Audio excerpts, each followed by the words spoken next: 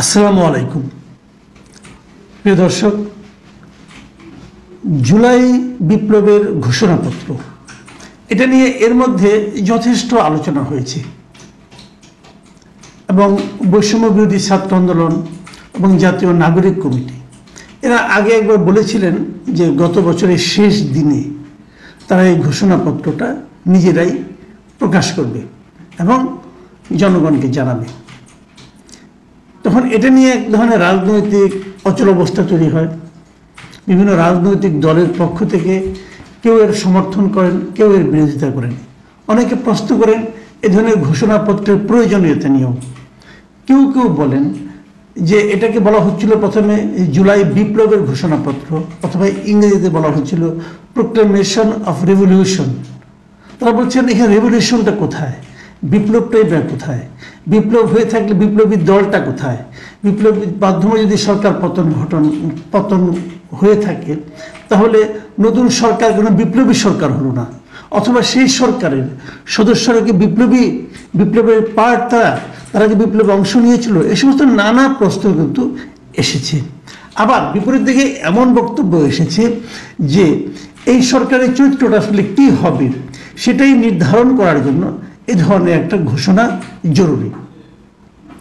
সে যাই হোক, তারপর হঠাৎ করে 31 তারিখের আগে রাতে 30 তারিখে সরকারের পক্ষ থেকে ঘোষণা দেওয়া হলো যে তারা নিজেরাই একটা এ ধরনের ঘোষণাপত্র প্রকাশ করবে এবং সেটা তারা করবে সকল রাজনৈতিক দল এবং বিভিন্ন শ্রেণী পেশার লোকের সঙ্গে বসে জাতীয় ঐকমত্যের ভিত্তিতে তারা একটা ঘোষণাপত্র প্রকাশ করবে। এবং তারা যদি প্রকাশ করে তখন আবার ছাত্রদের এটা থাকার কোনো প্রয়োজন আছে কিনা এটা নিয়েও কিন্তু প্রশ্ন উঠল।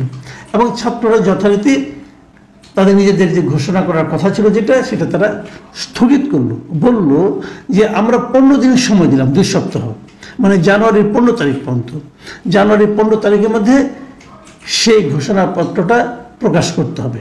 সরকারি করুক, সরকার যেভাবে পারুক করুক। আমি নিজে সন্দেহ পোষণ করেছিলাম যে সরকার এর পক্ষে এটা কতটুকু করা সম্ভব হবে, কারণ সরকার শুরুতেই যে জিনিসটা বলেছে তারা দুটো জিনিস, মানে বেসিক যে দুটো জিনিস করেছে, একটা হলো সেটাকে বিপ্লব শব্দটা তারা ব্যবহার করেনি, তারা গণ আন্দোলন বলেছে, গণ অভ্যুত্থান বলেছে।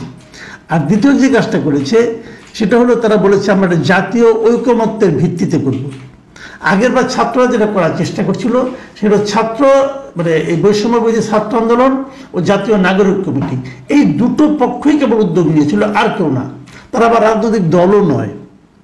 তো এরকম অবস্থায় নতুন করে জাতীয় ঐক্য প্রতিষ্ঠার মাধ্যমে, জাতীয় ঐক্যের মাধ্যমে সরকার কতটুকু করতে পারবে এটা নিয়ে কিন্তু নানা ধরনের বিতর্ক থাকবে আমি মনে করি, এবং আগামীতেও থাকবে। এবং আমি এখনো মনে করি এই কাজটা করা একটা দুরূহ কাজ হবে সরকারের জন্য। সরকার কতটুকু পারবে আমি জানি না। তবে যে জিনিসটা খুবই লক্ষণীয় যে যারা এটা উদ্যোগটা প্রথম নিয়েছিল, জাতীয় নাগরিক কমিটি এবং বৈষম্য বিরোধী ছাত্র আন্দোলন, তারা কিন্তু এর মধ্যে এটা নিয়ে সাধারণ মানুষের কাছে গিয়েছে এবং তারা মানুষের মধ্যে লিফলেট বিতরণ করছে এই ধরনের একটা প্রোক্লেমেশন প্রকাশ করার জন্য, যাতে নাকি তারা সবাই, যাতে সাধারণ মানুষরা এক্ষেত্রে তাদেরকে এক ধরনের সমর্থন দেয়। প্রশ্ন হচ্ছে যে লিফলেট যে বিতরণ করছে সেখানে তারা কি বলছে? সেখানে মূলত অনেক কিছু লেখা আছে। মূলত যে বিষয়টার উপর তারা গুরুত্ব দিয়েছে, তারা 7টা দাবি উল্লেখ করেছে। তারা বলেছে যে সরকার জাতীয় ঐকমত্যের ভিত্তিতে যে ঘোষণাপত্রটা প্রকাশ করবে তাতে যেন এই 7টা বিষয় উল্লেখ থাকে, এই তাদের দাবি। এই 7টা দাবি কি কি আমি আপনাদের একটু সংক্ষেপে একটু বলতে চাই। যেমন একটা হলো জুলাই অভ্যুত্থানের শহীদদের রাষ্ট্রীয় স্বীকৃতি এবং দ্রুত সময়ের মধ্যে আহতদের বিনামূল্যে রাষ্ট্রীয়ভাবে সুচিকিৎসা দেওয়ার প্রতিশ্রুতি স্পষ্ট করতে হবে। তো রাষ্ট্রীয় স্বীকৃতির ব্যাপারটা কি? মানে এটা হলো কি আমাদের অনেকটা মুক্তিযোদ্ধাদের যেরকম রাষ্ট্রীয় স্বীকৃতি দেওয়া হয়েছিল ঠিক সেই ধরনের স্বীকৃতি যদি হয় এটা আমি মনে করি ভালো। আবার দ্রুত সময়ের মধ্যে আহতদের বিনামূল্যে রাষ্ট্রীয়ভাবে চিকিৎসা প্রতিশ্রুতি, এটা প্রতিশ্রুতি কেন? এটা তো চিকিৎসাই দেওয়া উচিত, কিন্তু প্রতিশ্রুতির সুযোগটা কোথায়? এটা তো চিকিৎসা অবশ্যই জরুরি ভিত্তিতে দেওয়া উচিত।